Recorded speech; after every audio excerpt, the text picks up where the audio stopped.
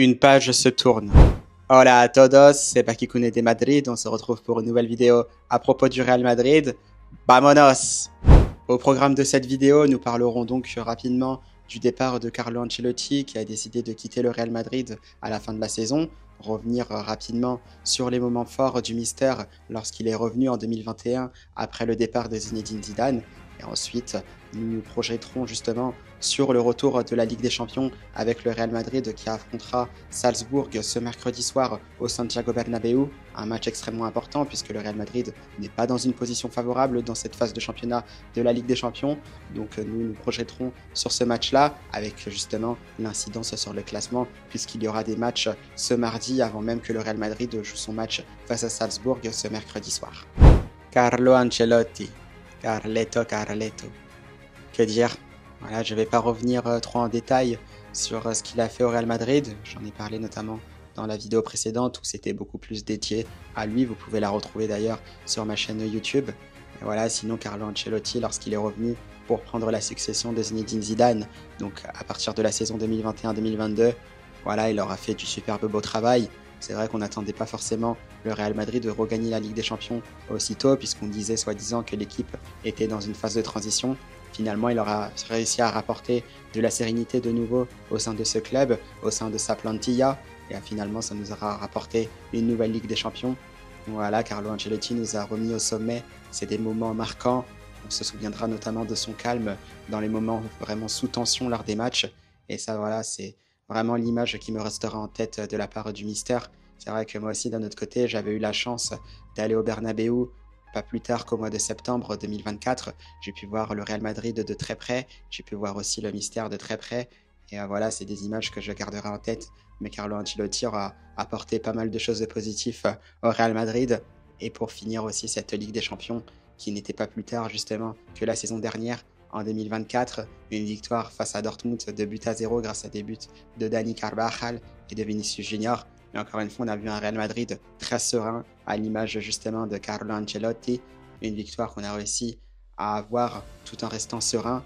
Et voilà, encore une fois, comme je l'ai dit, c'est vraiment cette image que Carlo Ancelotti aura su donner à son Real Madrid. Et vraiment pour ça, mille fois merci Ancelotti. Je resterai pas trop justement dans les détails parce que c'est dans la vidéo précédente. Mais tout ça pour souhaiter encore une fois un message de remerciement au coach italien. Donc, muchas gracias Carlo Ancelotti. Et bien sinon, pour nous et Carlo Ancelotti, la saison évidemment n'est pas encore terminée. Il reste encore 6 mois à réaliser et le Real Madrid reprend la Ligue des Champions ce mercredi soir au Santiago Bernabéu face à Salzbourg. On va donc se projeter sur ce match, un match qui ne sera pas évident puisque le Real Madrid est assez mal classé au vu du standing qu'il a dans cette Ligue des Champions. Il faudra vite réagir, il y a toujours moyen évidemment de retrouver les premières places du classement, peut-être pourquoi pas se qualifier pour les huitièmes de finale directement de cette Ligue des Champions. Sinon, à minima, c'est évidemment ces barrages qui s'offrent à nous. Voilà, il faudra mettre du rythme face à Salzbourg ce mercredi soir, tout de suite leur rentrer dedans, les étouffer comme on l'a fait notamment à certaines périodes face à Las Palmas. Et je pense que le Real Madrid aura justement des chances de remporter ce match. Le mieux, c'est qu'on soit serein. C'est vrai que si on n'est pas forcément dans le match, si on concède trop d'occasions, c'est vrai que ça va être très compliqué face à cette équipe de Salzbourg qui reste quand même joueuse malgré tout, qui propose aussi par moments du très beau football. On le sait, ils ont aussi de très bons jeunes qui arrivent à exploser aux yeux du monde entier, qui arrivent à se révéler. On l'a vu notamment dernièrement, il y a des joueurs comme Erling Haaland notamment qui sont passés par là. Je crois qu'il y avait aussi Takumi Minamino par exemple qui est aujourd'hui à Monaco. Donc voilà, quand même attention à cette équipe de Salzbourg, ne pas les prendre de haut, respecter cet adversaire, mettre de la concentration dans tout ce qu'on va faire. Et voilà, je pense qu'on aura cette possibilité-là d'obtenir les 3 points à cette fin du match et surtout de s'offrir une potentielle finale à Brest pour pouvoir arracher une qualification définitive, que ce soit pour les barrages de la Ligue des Champions ou pour un accès direct aux huitièmes de finale. Alors voilà, pour ce retour de la Ligue des Champions, il faudra s'appuyer sur toutes les bonnes choses qu'on a vues récemment, donc sur les dernières semaines. On a vu un Kylian Mbappé par exemple qui était vraiment très en forme avec ce superbe but face au Barça, mais aussi sa performance qui était vraiment très bonne. Ensuite, face à Las Palmas, où il aura rendu une très bonne copie, ça aura confirmé le match qu'il avait réalisé en finale de la Supercoupe d'Espagne. Donc voilà, ce sont des éléments sur lesquels il faudra s'appuyer. On a vu aussi un très bon pressing par moment du Real Madrid qui arrivait à presser assez haut, notamment sur ce deuxième but de Kylian Mbappé pour le 3-1 avec Fede Valverde qui avait réussi justement à récupérer un ballon très haut, qui arrivait justement à lancer le Real Madrid pour se projeter très vite vers l'avant, tout en touchant des attaquants comme Rodrigo Goes, Kylian Mbappé justement qui aura marqué ce but-là, Brahim Diaz aussi qui aura marqué son but. On trouvait aussi par moments Jude Bellingham à l'intérieur de la surface de réparation. Donc voilà, ce sont des ingrédients positifs que le Real Madrid doit mettre justement dans ce match de Ligue des Champions face à Salzbourg, et bien évidemment avec beaucoup plus d'intensité parce que là c'est la Champions League évidemment. On attend également beaucoup de la part de Vinicius Junior car effectivement le Brésilien était vraiment très discret sur les derniers matchs du Real Madrid. On ne l'a pas beaucoup vu, il y avait aussi les histoires de suspension, donc notamment en Liga. C'est pour ça qu'il n'a pas joué face à Las Palmas suite à ce carton rouge qu'il avait pris du côté de Mestalla. Donc voilà, on attend vraiment beaucoup de la part du Brésilien et surtout de son association avec Kylian Mbappé justement. On a vu que le Français était très en forme. On aimerait que le Brésilien soit très en forme aussi, qu'il soit en forme au même moment parce que c'est vrai que si ce n'est qu'un joueur qui est en forme dans cette attaque-là, c'est vrai que ça réduit les potentielles forces du Real Madrid. Donc c'est pour ça qu'on aimerait bien voir les deux en même temps parce que je pense que ça pourrait faire beaucoup plus de dégâts aux adversaires et surtout qu'ils jouent beaucoup plus ensemble parce que c'est vrai on voit que les automatismes ont un peu de mal à prendre, mais voilà, on est confiant, on espère que Vinicius Junior se remettra d'aplomb pour pouvoir faire la différence comme il sait le faire et surtout jouer davantage avec Mbappé avec beaucoup plus de fluidité pour mettre du danger chez les adversaires. On attend également beaucoup de la part de Jude Bellingham. C'est vrai que l'international anglais avait été assez discret lors de la finale de la Supercoupe d'Espagne face au Barça, où il avait été mangé selon moi quand même par ce milieu de terrain Blaugrana. Il avait été forcément assez discret lors du 8e de finale de la Copa del Rey face au Celta Vigo, puisqu'il avait commencé sur le banc, il était rentré en fin de match. Mais c'est vrai qu'en prolongation, les exploits sont venus d'autres joueurs, en l'occurrence Hendrick et Fede Valverde. Et moi, j'ai trouvé aussi quand même qu'il était assez discret face à Las Palmas en championnat ce dimanche. Mais on l'a quand même vu à son habitude, au four et au moulin, récupérer des ballons, tacler. On l'a vu également sur des renversements de jeu qui étaient très intéressants, avec de superbes qualités de passe. Il aurait pu marquer aussi un moment, puisqu'on l'avait vu se projeter dans la surface et un peu toper sa frappe face à Silesen.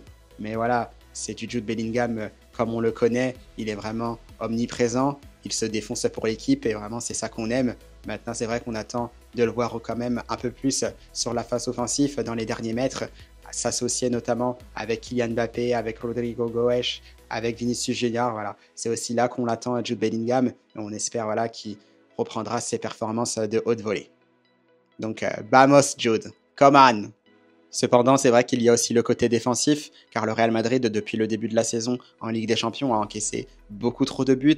On voit beaucoup trop de fébrilité dans le système défensif du Real Madrid, parce que pour rappel quand même, le Real Madrid a encaissé un but dès le premier match de la Ligue des Champions face à Stuttgart. Ils en ont encaissé face à Lille, ils en ont encaissé face à l'AC Milan, face au Borussia Dortmund, face à Liverpool, face à l'Atalanta. Donc c'est vrai que c'est des signes qui sont malheureusement négatifs pour nous, qui sont montrés à l'adversaire. On l'a vu également en championnat où Las Palmas avait marqué dès les premières minutes de jeu. Donc c'est vrai que sur ça, c'est vraiment assez inquiétant parce que j'avais déjà souligné le manque d'efficacité défensive de la part du Real Madrid et ces fameuses transitions rapides qu'on prenait quasiment à chaque match. On les a vus notamment en Ligue des Champions, c'était assez flagrant, ça allait à une de ses vitesses, notamment chez nos adversaires. On l'a vu avec Stuttgart, on l'avait vu avec Dortmund, on l'a vu notamment avec Liverpool où ça allait vraiment très vite vers l'avant, notamment avec Mo Salah. Donc voilà, c'est vrai que sur ça, c'est peut-être l'inquiétude côté Real Madrid au niveau défensif, parce que c'est vrai qu'il ne faudra pas forcément encaisser en premier face à Salzbourg, parce que derrière, ça va être très difficile d'en marquer un, parce qu'ils vont peut-être défendre plus bas, ils vont peut-être se servir qu'on doit revenir justement au score si jamais nous sommes menés pour rester derrière et pour nous prendre en contre-attaque dans le dos de notre défense, sachant qu'on a un Real Madrid quand même assez offensif. On sait que Carlo Ancelotti a du mal à se passer de l'une de ses 4 stars dans son 11 de départ, donc que ce soit Rodrigo, Mbappé ou Vinicius, voire Jude Bellingham, sachant que déjà, il semblerait que 3 d'entre eux sont intouchables. Malheureusement, des fois, j'ai l'impression que c'est Rodrigo qui prend à chaque fois, même si je suis un peu contre cette idée-là. Donc voilà, pas évident, ce sera peut-être le scénario à éviter d'être mené au score, même si c'est vrai que le Real Madrid a quand même l'habitude, des fois en Ligue des Champions, de renverser la vapeur en quelques minutes, mais on peut voir que ce n'est pas forcément le cas à chaque fois. Face à l'AC Milan, par exemple, ce n'était pas le cas, on n'a pas réussi à revenir au score. L'AC Milan avait même enfoncé le clou, donc attention, méfiance de ce côté-là. Donc il va falloir assurer quand même défensivement. On va compter évidemment sur Raúl Asensio, sur Antonio Rudiger, voire Aurélien Tchouaméni s'il est aligné de nouveau dans l'axe ce mercredi soir. Donc il faudra vraiment être concentré sur cet aspect défensif. Pareil aussi du côté de Lucas Vázquez, à qui je n'en veux pas trop parce qu'il fait du mieux qu'il peut, parce qu'on ne va pas se répéter, mais ce n'est pas un latéral droit. Donc voilà ce qu'il y a à dire pour ce match entre le Real Madrid et Salzbourg. Les réponses évidemment ce match-là, ce sera sur le terrain et ça commencera évidemment ce mercredi soir à 21h. Et bien sûr le classement. Le classement de cette Ligue des Champions. Alors déjà ce qu'il faut dire c'est que ce classement est assez fou. Je trouve que de ce côté-là l'UEFA a très bien réussi son coup parce que ça va dans tous les sens. Je pense que c'était ce qui était recherché, puisqu'on était vraiment dans un rythme assez redondant, assez répétitif avec l'ancien format. Là, c'est vrai qu'on a réussi à frapper fort, puisqu'on peut passer par exemple de la 15e place à la 8e place assez facilement, juste avec une victoire en fonction du résultat des autres équipes. Donc sur ça, chapeau bas de la part de l'UEFA, c'est vrai qu'il faut le reconnaître. Maintenant, suite à ça, on a le Real Madrid qui est quand même 20e de ses classements en Ligue des Champions, mais voilà, qui a la possibilité de se rapprocher de la 8e place, donc des places qualificatives directes pour les 8e de finale, mais il faudra d'abord gagner face à Salzbourg. Ce ne sera pas forcément évident, mais c'est évidemment faisable pour le Real Madrid. Donc voilà, vous vous rendez compte, juste avec une victoire, le Real Madrid peut se rapprocher des places qualificatives directes pour les 8e de finale. Malheureusement, évidemment, ce n'est pas fait, il faudra gagner les 2 matchs qu'il reste, donc face à Salzbourg et face à Brest. Mais c'est dingue de se dire qu'il y a quelques semaines, on était potentiellement éliminé, mais qu'on a toujours évidemment cette possibilité de se qualifier, déjà potentiellement pour les barrages, mais aussi directement. Après, attention, rien n'est fait, parce que c'est vrai que ça va très vite dans cette Ligue des Champions. On voit que le Real Madrid est 20e avec 9 points et Lille est 8e avec 13 points. Ce qui fait qu'il y a 4 points d'écart entre les deux équipes, mais le petit hic, c'est qu'il y a pas mal d'équipes entre le Real Madrid et Lille qui peuvent aussi gagner des matchs, parce que c'est sûr, il y aura des équipes qui gagneront ce mardi soir et ce mercredi soir, donc il y aura toujours des équipes devant le Real Madrid.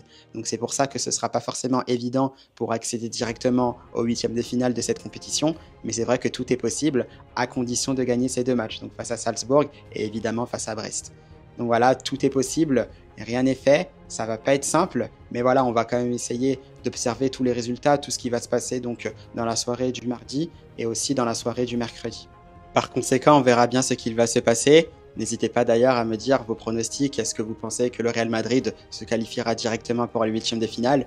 Moi, j'espère que oui. Les réponses seront évidemment sur le terrain. Vamonos! Et bien voilà, ce sera tout pour cette vidéo. J'espère qu'elle vous aura plu. On se retrouvera évidemment après le match entre le Real Madrid et Salzbourg. En attendant, je vous souhaite un bon mardi et surtout voilà, un bon match ce mercredi soir avec une victoire au Santiago Bernabéu pour le Real Madrid évidemment. À bientôt, à la Madrid!